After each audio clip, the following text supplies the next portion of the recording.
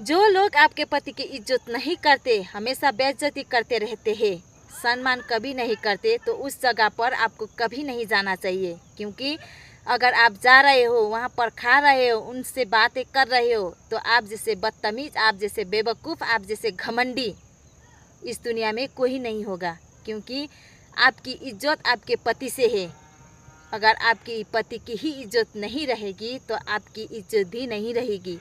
आपको लगता होगा ये लोग तो मुझे बहुत प्यार कर रहे हैं, मेरे पति को ही बेइज्जत कर रहे हैं, पर मुझे तो प्यार कर रहे हैं। पर एक दिन ऐसा भी दिन आएगा जिस दिन वही लोग कहेंगे कि इसकी पति तो निकम्मा है, ये भी निकम्मी है, बेकार है, ये क्यों आ रही है हमारे घर पर।